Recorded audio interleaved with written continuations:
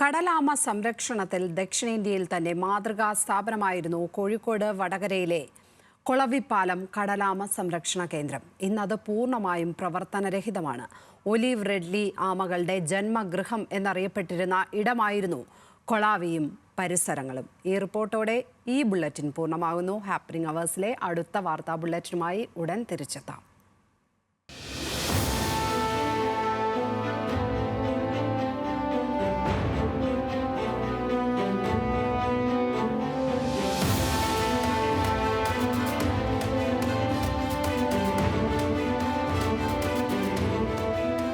ആയിരത്തി 1992 വടകര കോളാവിപ്പാലത്ത് കടലാമകളുടെ സംരക്ഷണത്തിന് ഒരു കൂട്ടം മനുഷ്യർ മുൻകൈയെടുത്ത് കടലാമകളുടെ സംരക്ഷണ കേന്ദ്രം ആരംഭിച്ചത്.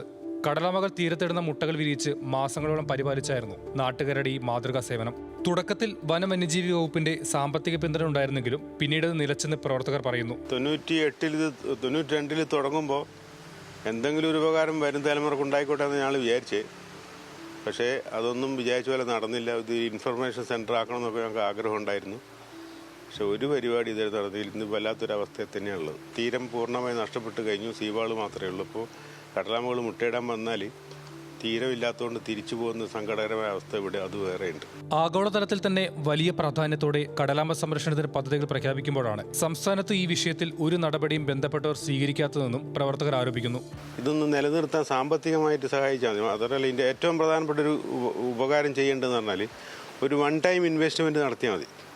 വൺ ടൈം ഇൻവെസ്റ്റ്മെൻ്റ് ആണെങ്കിൽ ഇത് ഇൻഫർമേഷൻ സെൻ്റർ ആവും. ജനങ്ങൾ, സന്ദർശകർ ഇഷ്ടം പോലെ വരും.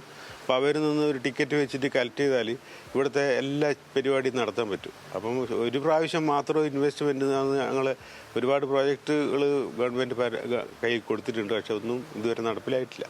ഒരു കാലത്ത് ആമയുടെ മുട്ട ഭക്ഷണമാക്കിയിരുന്ന പ്രദേശവാസികളായ മത്സ്യത്തൊഴിലാളികൾ പ്രാധാന്യം മനസ്സിലാക്കി ഇന്നത് ഉപേക്ഷിച്ചു. അധികൃതരും ഏജൻസികളും പിന്തുണയുമായി മുമ്പോട്ട് വരണമെന്നാണ് ഇവരുടെ ആവശ്യം.